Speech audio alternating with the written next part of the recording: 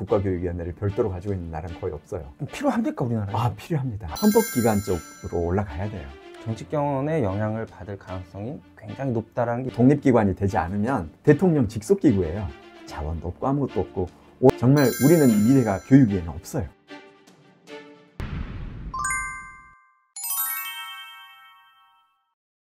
정권이 이제 진보 보수가 이렇게 계속 바뀌어가는 모습을 보였는데 그러다 보니까 교육 정책이 이념에 따라서 바뀌게 된 거죠. 그걸 막기 위해서 이 정권이 바뀌더라도 교육 정책만큼은 100년을 내다보면서 일관성 있게 갔으면 좋겠다. 이런 이제 뜻이 모아져서 만들어진 게 국가교육위원회입니다. 네.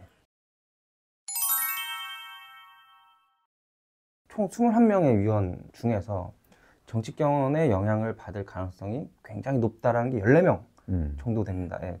이 구조가 되어 버리는 게 국교위가 원래 지향한 사회적 합의에 기여한 대한민국 교육 정책의 수립, 이걸 이룰 수 있냐? 처음에 만들어질 때부터 합의 없이 만들어진 합의기구예요. 그게 이제 정치로부터 조금 자유롭게 가려면 거기에 맞는 위원 구성이 돼야 되는데 아예 처음부터 방통위처럼 만들어버렸어요. 그렇죠. 예. 전체 위원 중에서 대통령 몫이 5명이나 되고 그다음에 여당 몫, 야당 몫, 대학교육협의회, 전문대협의회, 교원단체 뭐 이렇게 할 때 거기에서 추천하는 인사로 했는데 추천 인사가 아니라 각 장들이 근데 그분들은 뭐예요? 엄청 바쁘잖아요. 여기에 무슨 관심 있어요? 네. 그분들이 직접 하면 안 되죠. 만들기 전에는 내가 국교위 이렇게 가야 된다, 저렇게 가야 된다, 뭐 위원 선출 이렇게 하라 했지만 단 한 번도 나를 부른 적이 없어요. 자문회의도 안 불렀어요. 자문회의도 안 가셨어요? 네. 교수님 이름이 회의 때마다 리스트에는 올라왔는데 어디에도 속하지 않기 때문에 양쪽에서 아무도 교수님을 원하지 않는다. 그렇죠. 네, 그렇죠. 그러니까 이 자체가 늘 그렇게 극단적인 인사 쪽으로 많이 흘러가는 경향이 있었고 기관의 역할이 뭐 축소되고 규모도 축소되고 하면서 제 역할을 다하지 못하는 상황이 된 것이 아닌가 이런 생각이 들거든요. 실질적으로 지금 올해 원래 3월에 발표했어야 할 중장기 국가교육 발전 계획이 연기됐거든요. 그리고 내년도 이제 발표하는 걸로 했단 말이에요.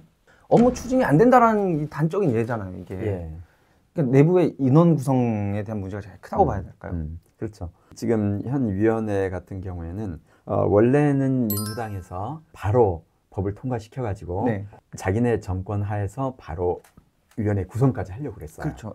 당시 야당이 아예 공청회도 참석하지 않고 반대가 아주 강했어서 제가 공청회에서 제안을 했죠. 만들기는 내가 만들고 구성은 차기 정부원에서 하도록 하자. 그 제안을 했더니 당시 민주당 국회의원 참석자들도 동의를 했어요. 당시에 이 사람들은 우리가 앞으로 30년간 노치권이 가능하다고 믿었었고 그래서 당연히 큰 문제가 없으면 될 거라고 가정하고서 통과를 시켰는데 이제 정권이 바뀌고 나니까 원하지 않던 이제 야당 이제 현 여당은 내가 원치 않던 애가 지금 나한테 주어진 거예요. 맞아요. 이거 나 기르고 싶지도 않은데 온 거고 저쪽은 자기가 만들어낸 애를 뺏긴 셈이 되고. 그렇죠. 그래가지고 이제 처음에 구성할 때부터 극단적인 인사들이 좀 참여하게 되고 그러다 보니까 이제 결국은 계속해서 역할을 제대로 해낼 수가 없었는데 합의제 의결기구로서 국가교육위원회를 별도로 가지고 있는 나라는 거의 없어요. 필요합니까, 우리나라에? 필요합니다. 지금 엄청난 갈등이 있는데 이 갈등을 보다 슬기롭게 극복해 가려면 정말 이 기구가 제대로 가져야 돼요. 실은 여기는 국민의 의견을 수렴하는 기관이에요. 그러니까 과정만 만들어주는 거예요. 의견이 나오면 특별한 하자가 없는 한 이 위원회는 받아들여야죠. 근데 아주 첨예한 사항을 자기네끼리 싸워버리니까. 그러니까요. 이거는 결국에는 국교위가 제대로 운영되지 못하도록 막는 그런 현상이 나타나게 구성이 돼버렸다. 지금 이제 이런 공론화를 하려면 보통은 한 1년은 잡아줘야 돼요. 짧아도. 그 짧은 시간에 할 수가 없어요. 예를 들면 이렇게 사회적 혼란이 큼에도 불구하고 의대 정원에 대해서 국교에서 다루지 않는지. 정말 의대에 대해서는 이렇다. 그러면 한 1년 정도 정말 이 공론화위원회를 그 과정을 거치면 의사단체도 원래 자기들이 주장했던 바의 핵심은 이건데 국민들이 오해하는 게 이거다. 그럼 국민들은 우리는 이렇게 보고 있는데 우리도 의사를 오해했다. 그 제3의 안이 만들어져야 되는 거죠. 그 아담 스미스가 말한 중립적 제3자. 어떤 편에 서는 게 아니라 정말 그 누가 봐도 합리적으로 주장할 수 있는 타당한 생각을 가지고 있는 그걸 목소리를 낼 수 있는 사회의 구성원들이 좀 있어야 돼요. 이렇게 중립적 제3자가 점점 사라지게 되면 네. 그 사회는 합의라는 게 불가능해지죠. 그렇죠. 주장하시는 대안으로는 이제 서로 위원 풀을 만들어서 상대방이 거기서 픽업을 하자. 예, 교차 임명제를 제가 주장했는데 네. 여야가 받아들이면 당연히 없죠. 여야의 논리는 이겁니다. 만약에 교차 추천을 받으면 최대한 중립적인 사람을 뽑아줄 거다. 그렇죠. 그래서 그렇게 되면 극단적인 의견은 반영이 안 된다. 이렇게 반박을 하더라고요. 그래서 내가 극단적인 논리가 반영되지 말라고 그걸 하자는 건데. 하여튼 양극단의 논리까지 네. 반영을 해줘야 된다. 이런 입장이더라고요. 여당에서 나를 추천해가지고 내가 갔다. 그럼 여당 목소리 안 내려면 중간에 나와야 돼요. 그렇죠. 네. 야당에서 보냈다. 그럼 야당 목소리 안 내려면 나와야 돼요. 그렇죠. 그러니까 전문가로서의 양심적인 목소리를 낼 수가 없단 말이에요. 네. 그리고 교직단체도 두 개를 여기도 교차 추천하도록. 뭐 교총 하나랑 정교조 교사노조 하나 이렇게 되어 있는데 2표. 이걸 늘릴 필요성은 있다고 보시나요? 교직단체의 대표를 보내놓으면 또 정치적인 목소리 나와요. 이 교직단체의 대표가 오는 게 아니고 이제 거기에서 전문가로서 교원을 대표할 수 있는 요건을 제시하고 네.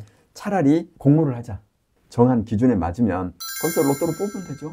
교사 중에서 의미 있는 정말 와서 교육의 미래를 경륜도 풍부하고 그동안에 해온 실적으로 봤을 때 정말 이 사람이면 좋다 하는 사람들을 이제 지원한 중에서 어떤 그 인력풀 구성을 선택할 수 있는 위원회를 만들고 그 위원회에서 뭐 한 50배 수든 뭐 100배 수든 뭐 뽑는 거죠. 그럼 뽑고 나서는 그 다음에 로또 하면 돼요.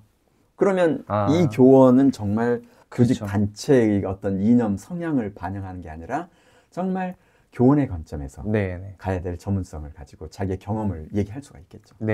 국가교육위원회 위원장직을 국회에서 검증을 하자. 인사청문회를 해서 진행하자라는 이제 안도 나왔거든요.